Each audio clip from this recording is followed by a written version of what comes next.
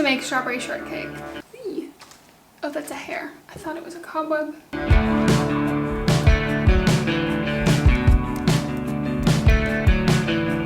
We're back in the kitchen. I have been wanting to make strawberry shortcake for so long, and I personally am partial to a biscuit strawberry shortcake. So I found a recipe from a blog, which I'll link below, for gluten-free biscuits, and they also have a dairy-free option. Let's try it out. And Mom's bought some gorgeous strawberries, so I'm very excited. I also could be like, you know, pre-making our dinner, but I feel like this is more fun. I'm obviously not using buttermilk. With regular milk or with dairy-free milk, you can just add some white vinegar. Yes, it's a wonderful hack, but don't think about the vinegar part too much, because it will gross you out, and then you think about what buttermilk is, and then that grosses you out, and then you think the word curdles, and then that grosses you out. Or just me.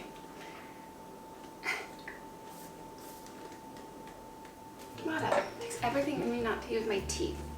A tablespoon. I'm gonna let that sit in the fridge for like 5 to 10-ish minutes. Temperature of these ingredients is important. I mean, it's important like anything that you're baking, but it's especially important with like anything that has to get flaky. Things need to get cold. So I just realized I'm out of xanthan gum. Low-key kind of important for gluten-free baking. It just like helps with texture so things aren't as dry, but I'm not eating them just as biscuits, so I'm not too worried about it. We'll be fine, right? I'm a big fan of the spoon and level method. You spoon your flour into your measuring vessel and then you scrape it, but don't do that over the bowl that you're baking in. It would be great if I could find my actual 1 cup measurement, because now I have to do math.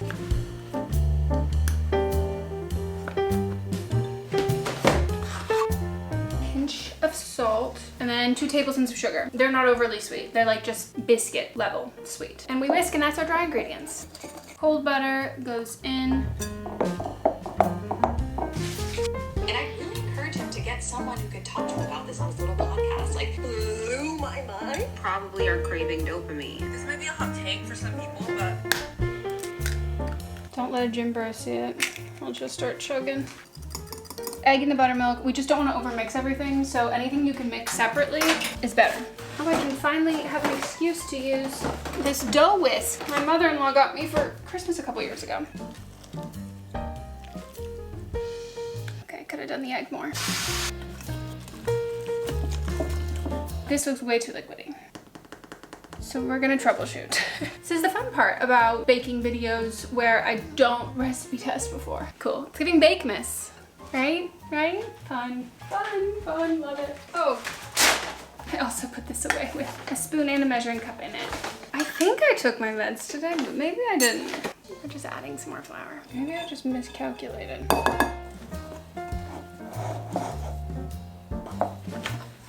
Feeling a lot better about this. I'm not gonna critique her recipe unless I can go back and count how many cups I put in and I did do the right amount initially, because I'm just assuming I miscalculated. Just a little more, I lied. We're not even going to attempt to roll this out. I'm just gonna like smush it essentially. I want it like 2-ish inches thick.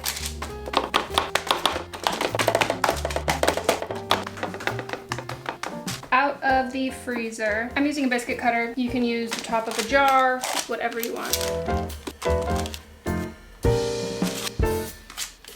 If I had more parchment paper, I'd put this on clean parchment paper. I'm just gonna bake this off as it is, and we'll see how that goes, and then I'll roll more of these out. Let's just figure out how to do this one-handed. Just set it for 12 hours instead of 12 minutes. That would have been bad. Don't mind me just holding a fistful of dough. Damn, I should have filmed that one, because look how much better those look. Like exponentially better. We're gonna pop these in the freezer and then bake them off when the ovens are going. It's the next day and the kitchen is a lot messier. The biscuits are done. Been a full day, so yeah, they have totally cooled. And we did have one last night and I didn't film it. So I'm gonna make one and assemble one for you right now, but you can't eat it. I'm gonna eat it. Fortunately, you were kind of like right in front of the fridge. Do you like that I dressed thematically? Look at them. Oh, they're so good. You really only need 1 strawberry for each. And I like to cut them pretty thinly. and I leave the top like this. The first batch are a little bit smaller and a little bit thinner because they're gluten-free. They didn't rise or get as flaky as much as I wanted them to. Taste-wise, I think they're perfection. I do wish they had gotten a little bit taller. That's a me problem. So I'll keep troubleshooting. And the second batch I made is just a bit wider and bigger. And I cut one of these in half. Did it work perfectly? No. That's the assembly line order that I like. It's not a perfect science because they're a little dense. That's okay. That's what happens when you have gluten-free. My camera quite literally just fell off the tripod and I had to catch it. Is the mic in? Yeah, the mic's in. That was a lot. This is what we're using for whipped cream and it's really good. It's the Silk dairy-free heavy whipping cream alternative. Just a little powdered sugar.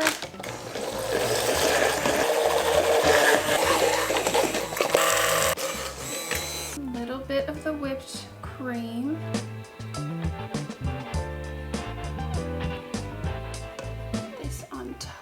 Little dollop and finish. How cute. Here she is in all her glory. Is it the most delicate, graceful thing to eat? No. Would I recommend eating gluten if you can eat gluten? Yeah.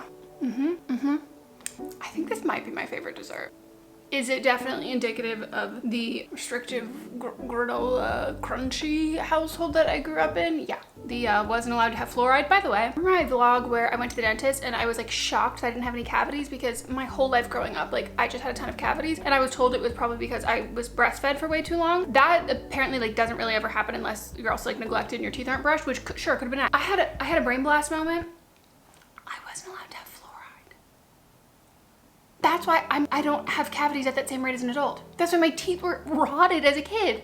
It's all making sense. This was like the cake that I had growing up the most that I remember, but we would just do it with like a store-bought, I think pound cake or angel food cake. I don't know, there's just like a soft spot for it and it's so good. It's not too sweet. I don't have much of a sweet tooth, but like fruit, love. The combination of everything together, delicious. What do you think I should make next? Pie? Peach? Blueberry? Cherry? Mods loves cherry pie. Doesn't sound very good to me. So good. And just in time for strawberry season. I am like geeking to talk about today's sponsor because if you are also a fine jewelry fiend, you will know them. And if you don't, I'm here to tell you about them. And today's video is brought to you by Ourate. Ourate is a fine jewelry brand that was founded by two women and they use recycled gold, ethically sourced materials, all without that markup that you typically get at retail. They even have a collab with Kerry Washington right now. Yeah, 𝗿𝗏𝗍𝗏. That's how you know stylish. Should we get into my favorite pieces? Should we get into the pieces that I have? I do want to take a moment for the packaging. How beautiful. So these are the small, chunky, hinged hoop earring. They have such a good weight to them without being heavy or like sagging on your earlobes. They feel the quality that they are. They're so comfortable. And if you've been watching for a while, you know this is so my style. And did I mention, not gonna turn your skin green. They come in vermeil to 14 karat to 18 karat gold, all with white gold, yellow gold, and rose gold. So whatever your color story, your color season. For me, gold. I do make an exception, and that's when some sparkles are involved. I cannot believe that this is around my neck right now. I can't speak French, so let's not even try. For my pride and joy. Yeah, not even the ring. It's the necklace. This is their lab-grown white sapphire tennis necklace. Are you seeing how beautiful this is? Oh, hello. And how nicely that just like adds up something luxurious to, again, a very simple, boring, basic, no offense to my outfit. I have been throwing this on with like my everyday stack with like all of my other necklaces that I wear, and it just has something special to it. It just adds like such a beautiful amount of sparkle that you can wear every day. You can shop the Ourate collection by clicking the link in the description and using my code, which is Meghan-20 for 20% off your purchase, and tell them I sent you, please. Let them know I influenced you, as I have been influenced. Like I have to do this in my hands. Tails, sandwiches, heads, what? Good God. What do you think it is? Oh, I can kind of see it. Chipotle.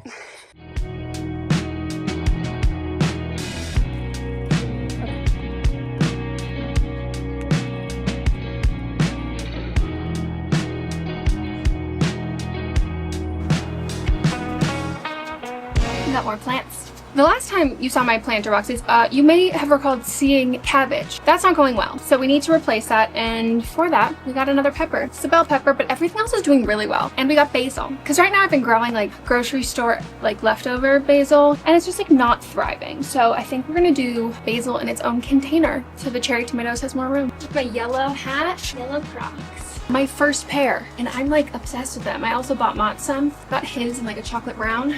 I almost got me the chocolate brown color as well, but does have a habit of wearing my shoes. So I wanted to make sure they didn't get mixed up. So Birkenstocks have stretched out. Oh my gosh, look at me, I'm in a butter yellow moment. Got a new phone case too. I'm so behind. First time doing MagSafe. Oh, we also got 2 more plants to go in some of the vignettes. I don't know if I'm gonna plant those today because we need to amend the soil. And honestly, I'm thinking like I probably should have just bought like some repeats of plants over there to fill it out instead of just every plant has to be new and different. Wow, clearly this was designed by someone with ADHD and no professional experience. I couldn't find my sunglasses. I just looked all over the house for them.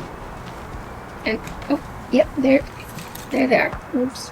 This is all of the work we got done yesterday, installing a new drip line. Week before last, Mats did the drip line in all these other places, and this is like the final spot. This is how everything in the garden is looking, which is, dare I say, incredibly impressive.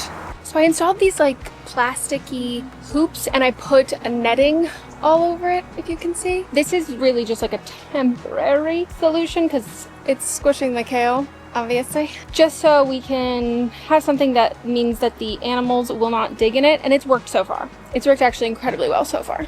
These purple things are the cabbage, and they are not growing. This is my little pickling cucumber, 𝘃𝗃𝗃, the heirloom tomato, some of the snap peas got crispy and died, but that's because we had that random heat wave. Hopefully the rest are more established. And another reason why, oh my god, look, there's flowering. Yeah, another reason why we obviously needed to replace this cover is I need an actual real trellis. And look at this squash. The squash is huge, as is the eggplant. Like, this is so much bigger and full than it was last time you saw it. We have some gardening to do.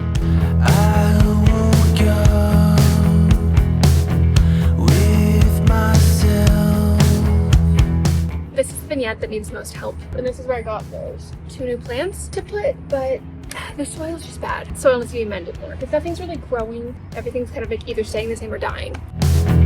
With myself hanging around, no one else. All your words, they know where to find you.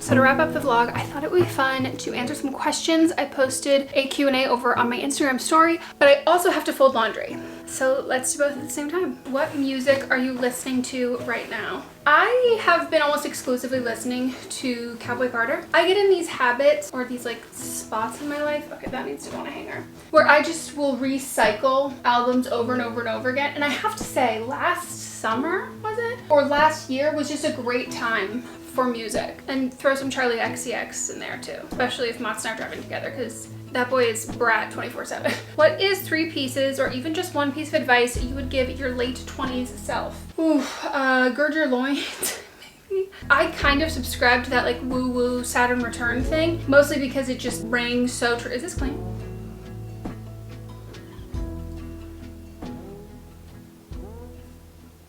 This might not be clean. I was folding dirty laundry. Well, I know this one's clean. You can go on the ground, because if you're not washed.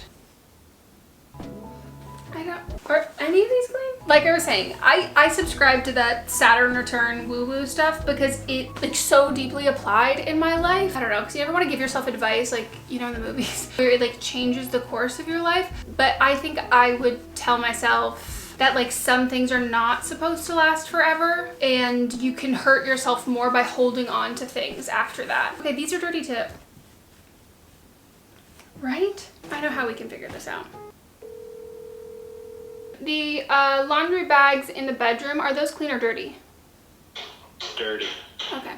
So we're actually not going to be folding that. I'll just answer the questions. This room needs help. It's very much a blank slate and it's also messy. This, I think we've said, might be our next project. But yeah, I would tell myself to like look at the people who have like really stepped up in my life and acknowledge that and like value that versus being sad, or not even being sad because like that's fair, holding on to people who are not giving me that. I just think your late 20s is a time to do a life inventory because so much happens and changes. I grew in ways that other people grew in different ways, but it was rough out there. Is your parental trauma affecting wedding planning or not at all? Dang, really wish I had some laundry to fold while I distract myself as I answer this. I mean, it is short and simple. We're not having a wedding. Is that part of it? Probably. And it probably plays like a much bigger role in the reason why we're not having a wedding than like I can even consciously realize. We're just gonna do a fun elopement kind of a thing. Ooh, what are you watching / reading? I'm reading absolutely nothing, but I am watching so many things. We watched The Residence. It is confusing because there is that medical show. One's called The Resident, one called The Residence. This is about the White House. Residence, you live there. The Residence, that was fantastic. So good. We're watching Poker Face right now. That's because we did finish Grosse Pointe Garden Society, which my plea to everybody, by the time that this video is up, I hope NBC has not canceled it. I just want them to move to Peacock. I'm stressed about it. I love it. It's great. It reminds me of like Desperate Housewives meets like a Ryan Murphy show meets How to Get Away with Murder. Hope they didn't cancel it. Oh my God. Paradise. Loved Paradise. And they've already renewed that for a second season. So that's another one. Sorry, I'm like incredibly passionate about TV. Oh, The Diplomat. Watched that. That was the second season. Loved that. Great show. Running Point. Also loved that. Really loved High Potential. And then we did try and watch Alex Cross. Phenomenally shot. Beautiful. Cinematic. Gorgeous. Really scary, really intense and scary, and they're all really good actors and it's filmed so well. I could tell right off the bat that the pilot was directed by a woman. Alex Cross, the main character, he's like leaning in a doorway and I was like, yeah. It's so well done. It's a lot to swallow. It's scary. And the guy from the husband, Elizabeth Keene's husband from Blacklist, can't remember his name. He is a scary man and he bleached his hair for this role. Even spookier. And then of course Abbott. At this point, like, do I need to tell you that I'm watching Abbott Elementary? That's our favorite show. Did you ever end up meeting with the people at YouTube after your whole vlog channel debate? No, I did not. Timing, I'm sure that played a role. If you remember, the series wrapped up, it was going on and then it wrapped up real quick, and that was when COVID hit. I'm sure that played a part in the reason, but to be perfectly honest, the contact that I had at YouTube, the one I referenced in the video, who like helped me get all of this stuff sorted to the outcome that it was, he's no longer there. So I hope it doesn't happen again because now I have nobody. Favorite horrifying fact about anything? Oh, I'm like a vat of useless knowledge. The kangaroos having multiple vaginas, that one's wild to me. Oh, babies not having kneecaps. That freaks me out. I tell everybody who has a baby, I go, you know that kid? That one right there, that little one? No kneecaps yet. I tell that to parents all the time. They're like, no kneecaps? I say, no kneecaps. It really made a lot of sense when my nephew and my niece were born because I was like, oh, as I'm like trying to mimic you crawling, I'm like, this hurts. It's because you don't have kneecaps. And then the other fun one that I learned after that, and I don't think they get kneecaps till like 3, is like when they start, I think. How old are you when you get kneecaps? It starts at 2 to 3 years. Going off of that, I learned from my ENT that you don't get your like sinuses a lot of times until you're 18. It can develop like slightly earlier than that, but that's why like little kids get ear infections because that's all they have. They don't have sinuses yet. That freaked me out. And let's end it on, did you ever get a wedding dress? I did. I did. Should I include the clip? Should we end on that? Should I include the clip? I don't know if this video will ever see the light of day. I don't know if it'll be in the vlog I'm currently filming. I don't know if it'll be way later because it all depends on the contents of this package. And what is this package, you may ask? A wedding dress I ordered from Goodwill online. Mott's is golfing and I just texted him being like, hey, let me know before you get home so you don't walk in and see this in case I love it. I've been filtering all the vintage ones I've been looking online by sizes that are bigger so I could tailor them down, or they could fit perfectly. I don't want anything too small. I don't have my glasses on, so like I honestly can't even really see. They definitely cinched it on the mannequin, but we're gonna try it on. I don't think it's gonna fit. It was like, my windows are open for the light, but I don't want my neighbors to see me. I guess I also don't want you to see me. Okay, honestly, it's not the worst, but I'm not like obsessed with it, so I don't know if I should show you or not. I need to get those clamps that you use on sets, but they also use when you're doing like online retail marketing. And they also use when you're trying on bridal gowns to like really cinch it in to see what it would look like tailored. The top needs to be taken in, but this could be very pretty actually. I think I now just like officially own a dress I can compare other dresses to. And if I don't find anything I like better, I think I would be totally fine wearing this. We'll see. I don't know when you're seeing this.